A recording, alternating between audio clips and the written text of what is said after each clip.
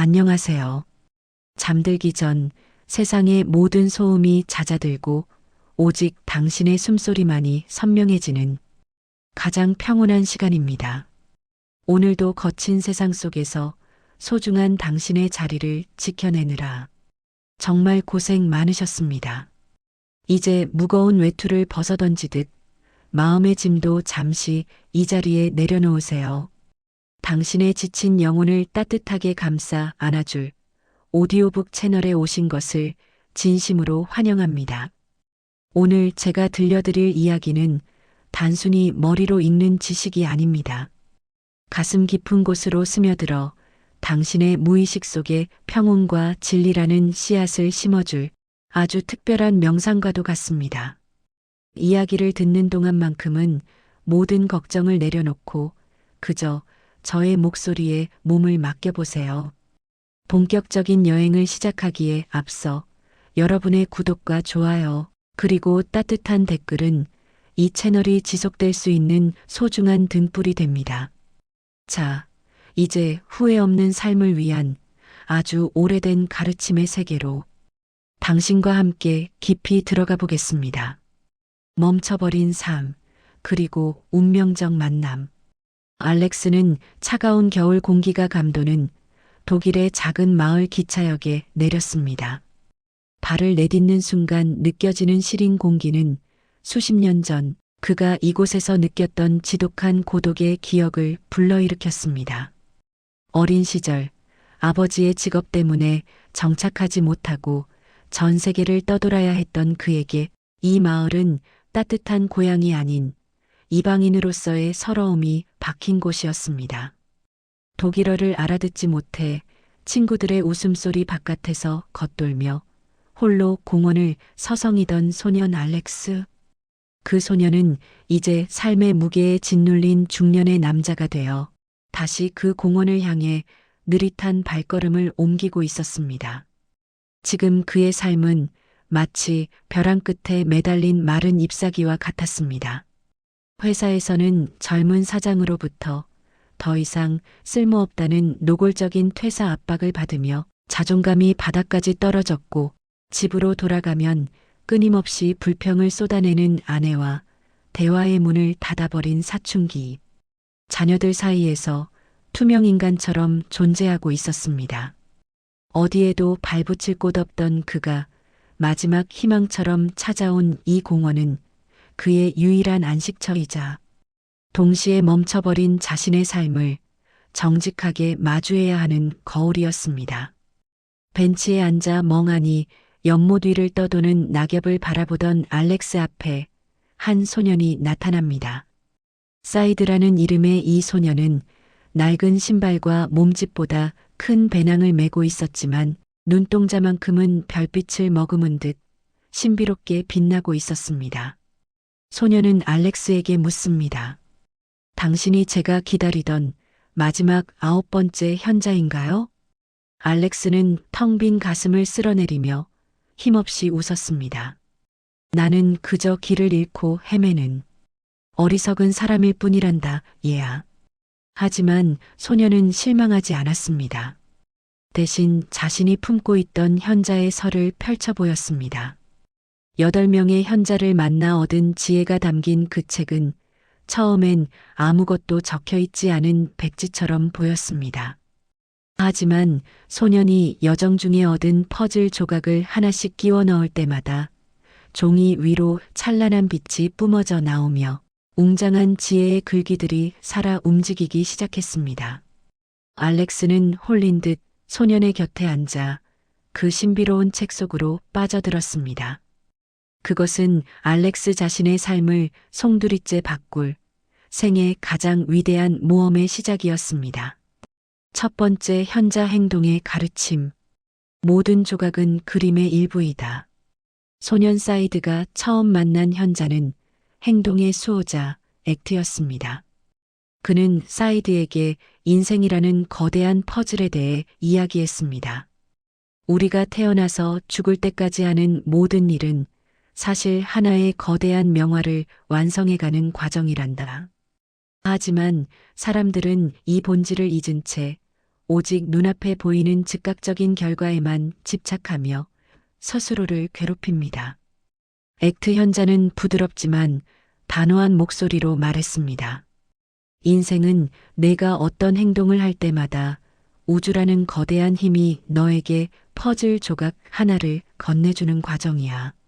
사람들은 그 조각이 자신이 원하던 화려한 색이 아니면 실패라고 부르고 반짝이는 모양이면 성공이라고 부르지. 하지만 현자의 눈으로 보면 성공도 실패도 없단다.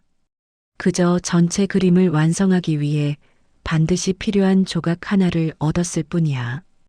우리는 흔히 완벽한 결과가 보장되지 않으면 행동하기를 주저합니다. 실패가 두려워 아예 퍼즐 조각을 받기를 거부하기도 하죠. 하지만 행동하지 않으면 조각은 결코 주어지지 않습니다. 설령 당신이 오늘 얻은 조각이 새카만 어둠뿐이거나 날카롭고 일그러진 모양이라 하더라도 낙심하지 마세요. 그 조각은 훗날 광활한 밤하늘을 완성하거나 웅장한 산의 깊은 음영을 표현하는 데 없어서는 안 될 소중한 재료가 됩니다. 알렉스는 깨달았습니다. 지금 자신이 겪고 있는 직장에서의 수치심과 가정에서의 외로움 또한 그가 완성해야 할 인생이라는 명화 속에서 깊은 입체감을 담당할 중요한 조각이었다는 것을요. 행동의 가르침은 우리에게 속삭입니다.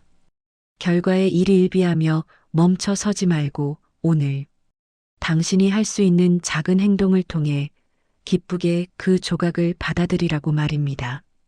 두 번째 현자, 가능성의 가르침. 당신을 묶은 낡은 사슬을 끊어라. 사이드가 만난 두 번째 현자는 우리를 가두고 있는 보이지 않는 벽을 허무는 법을 가르쳐 주었습니다. 우리 인간은 살아가면서 스스로 수많은 마음의 감옥을 짓습니다. 나는 이 정도밖에 안 돼. 내 형편의 그런 꿈은 사치야. 이제 시작하기엔 나이가 너무 많아와 같은 생각들입니다. 현자는 이러한 고정관념이야말로 우리의 위대한 운명을 가로막는 보이지 않는 창살이라고 말합니다. 현자는 코끼리 길들이기 이야기를 들려주었습니다. 어린 코끼리를 튼튼한 말뚝에 묶어두면 힘이 약한 어린 코끼리는 아무리 발버둥 쳐도 그 말뚝을 뽑지 못합니다. 수없는 실패 끝에 코끼리는 나는 이 말뚝을 이길 수 없다는 깊은 무력감을 학습하게 되죠. 세월이 흘러 코끼리가 거대한 성체가 되어 말뚝 따위는 우습게 뽑을 수 있는 괴력을 갖게 되어도 코끼리는 더 이상 시도조차 하지 않습니다. 과거의 기억이 만든 보이지 않는 사슬이 그의 거대한 몸을 지배하고 있기 때문입니다. 우리의 삶도 이와 다르지 않습니다. 과거의 작은 실패, 부모님이 무심코 던진 부정적인 말, 사회가 그어놓은 편견이라는 이름의 낡은 말뚝에 묶여 우리는 자신의 무한한 가능성을 스스로 거세하고 있습니다. 두 번째 현자는 사이드에게 그리고 오늘을 사는 당신에게 말합니다. 내가 진심으로 원하고 믿는다면 우주의 모든 입자가 너를 돕기 위해 움직일 것이다. 불가능은 객관적인 사실이 아니라 누군가의 편협한 의견일 뿐이다. 여러분의 마음속에 박힌 보이지 않는 말뚝을 이제는 뽑아버리세요. 당신은 당신이 짐작하는 것보다 훨씬 더 위대하고 강인하며 무엇이든 시작할 수 있는 존재입니다. 세 번째 현자, 자존감의 가르침. 진흙 속에서도 빛나는 다이아몬드처럼 세 번째 현자는 세상에서 가장 귀한 보석이 어디에 숨겨져 있는지 알려주었습니다. 우리는 평생 그 보석을 찾아 외부 세계를 헤맵니다. 타인의 인정이라는 보석, 명예와 지위라는 보석, 더 많은 재물이라는 보석을 찾아 밖으로만 시선을 돌리죠. 하지만 현자는 단호하게 말합니다. 내가 그토록 갈구하는 모든 가치와 보석은 이미 내 안에 숨겨져 있단다. 자존감이란 단순히 나는 할 수 있다는 자신감을 넘어섭니다. 그것은 자신의 못난 점, 지우고 싶은 상처, 부족한 모습까지도 온전히 품어주고 사랑하는 깊은 수용의 마음입니다. 우리는 늘 타인의 화려한 모습과 자신의 초라한 내면을 비교하며 스스로를 채찍질합니다. 저 사람은 저렇게 잘 나가는데 나는 왜 이 모양일까라며 자신을 스스로 흙탕물 속에 던져버리곤 하죠. 하지만 기억하세요. 다이아몬드가 흙탕물에 굴러 일시적으로 더러워졌다고 해서 그 본질적인 광채와 가치가 변하는 것은 아닙니다. 현자는 사이드에게 당신 안에 깃든 고귀한 신성을 믿으라고 말합니다. 당신은 우주가 공들여 빚어낸 세상에 단 하나뿐인 걸작입니다. 누군가의 기대를 충족시키기 위해 당신의 빛을 죽이지 마세요. 당신은 당신의 존재 자체로 이미 충분하고 완벽합니다. 나를 진심으로 사랑하고 존중할 때 비로소 세상도 나를 존중하기 시작하며 삶의 어떤 풍파 속에서도 흔들리지 않는 마음의 중심을 잡을 수 있습니다. 오늘 밤 가슴에 가만히 손을 얹고 나 자신에게 속삭여 보세요.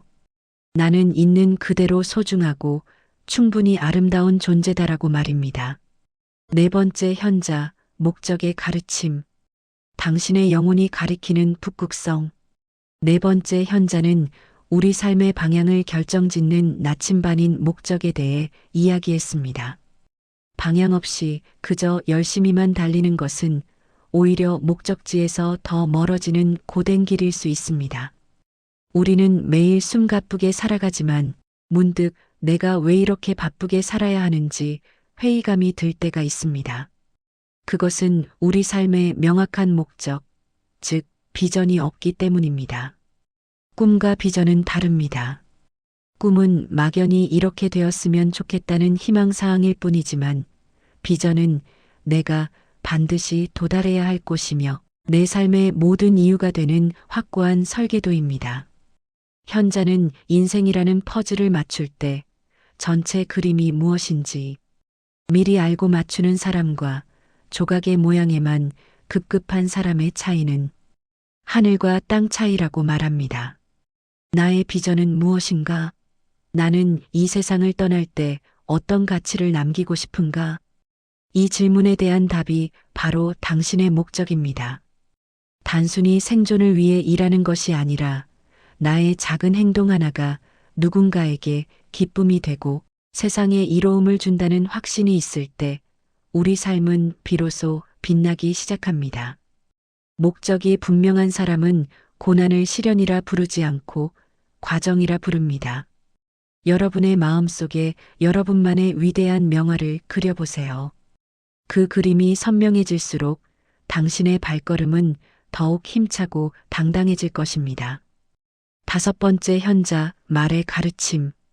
현실을 창조하는 마법의 주문.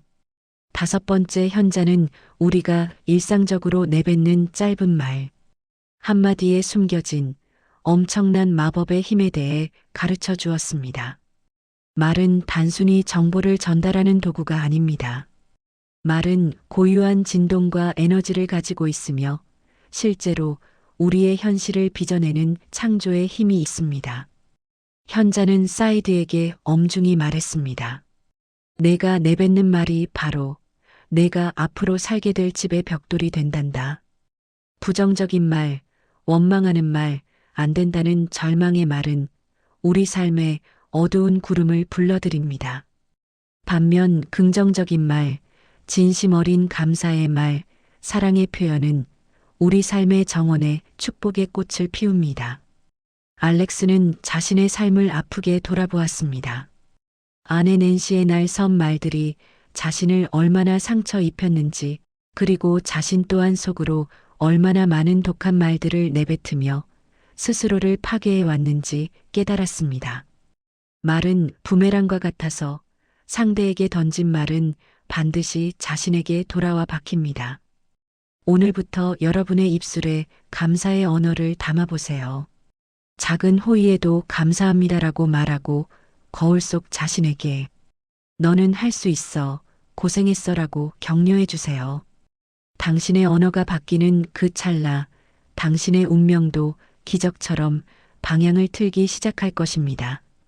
여섯 번째 현자, 시간의 가르침. 지금이라는 이름의 영원한 선물.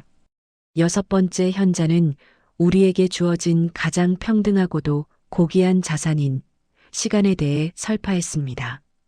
우리는 늘 시간에 쫓기며 불안해합니다. 어제의 실수에 매여 후회하느라 시간을 허비하고 내일의 불확실함에 매여 걱정하느라 정작 가장 중요한 오늘을 놓치고 맙니다. 현자는 지금 이 순간만이 우리가 유일하게 손댈 수 있는 실제다라고 말합니다.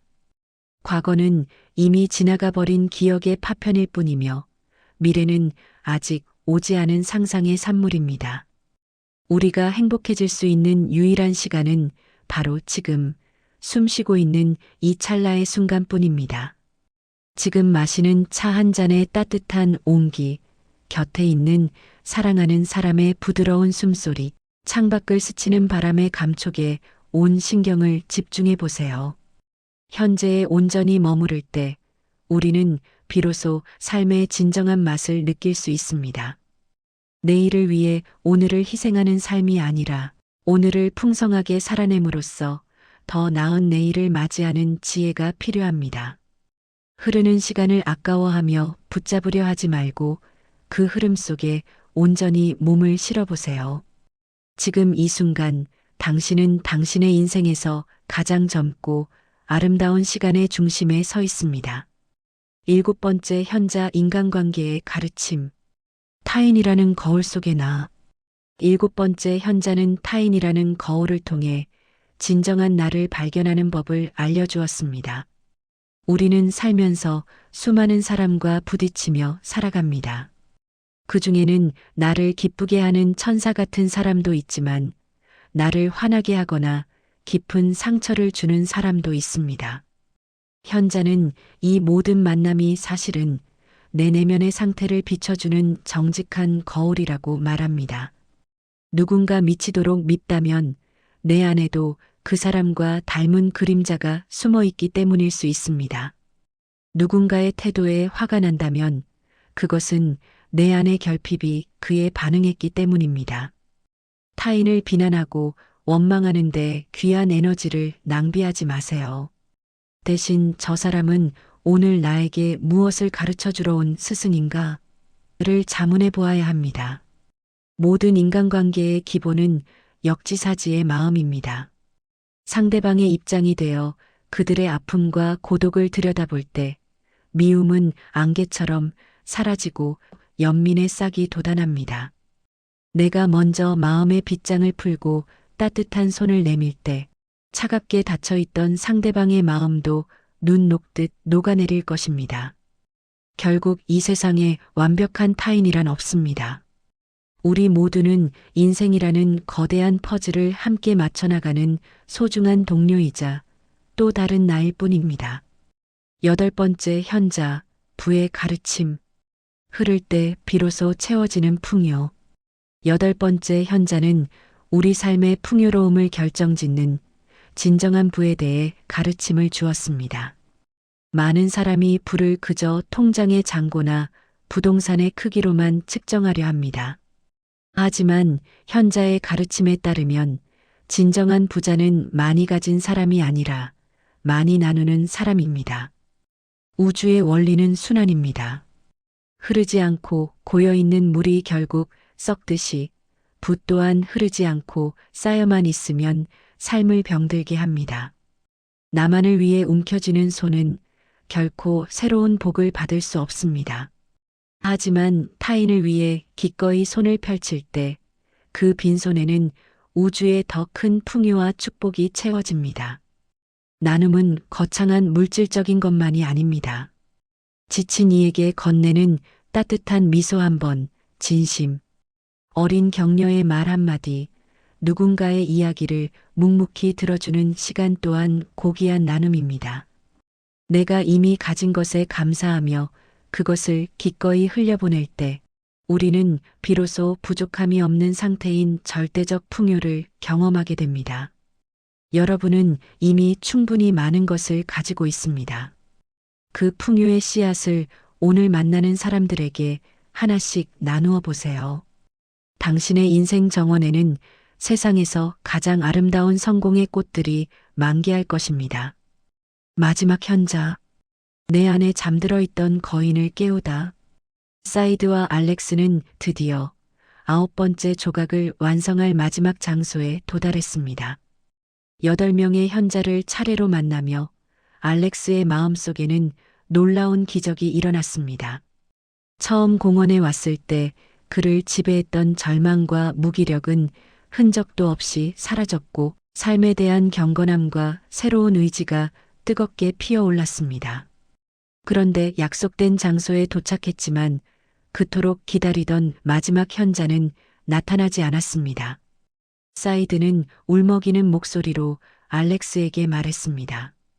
8번째 현자님이 분명 이곳에서 마지막 분을 만날 거라고 하셨는데 여기엔 알렉스 씨와 저뿐이에요. 그 순간 알렉스의 머릿속에 번개 같은 깨달음이 스쳤습니다.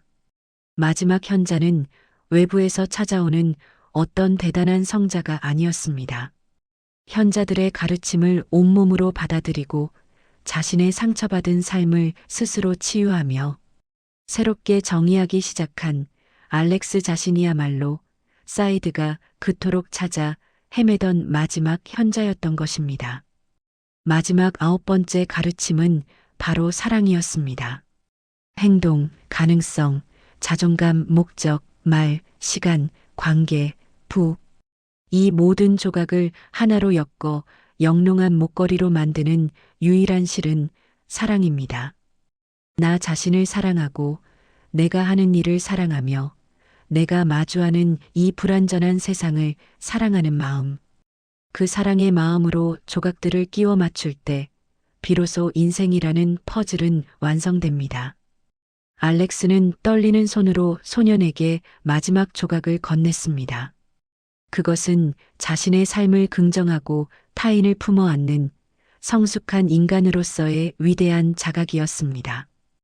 후회 없는 삶을 위한 오래된 가르침. 알렉스는 이제 독일의 그 작은 마을을 떠나 다시 자신의 일상으로 돌아갑니다. 객관적인 환경은 변한 것이 없습니다. 여전히 회사는 경영난에 처해 있고 가족들과의 관계도 풀어야 할 매듭이 많습니다. 하지만 알렉스는 더 이상 예전의 무력한 알렉스가 아닙니다. 그의 심장 속에는 9현자의 지혜가 살아 숨쉬고 있습니다. 그는 이제 자신을 압박하는 사장을 미워하는 대신 그 또한 삶의 무게를 견디며 외로이 싸우고 있는 가련한 영혼으로 바라봅니다.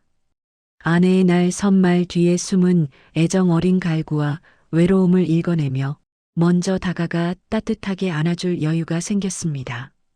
아이들에게는 서툰 훈계 대신 고요한 침묵과 신뢰로 지지해주는 든든한 버팀목이 되어줍니다.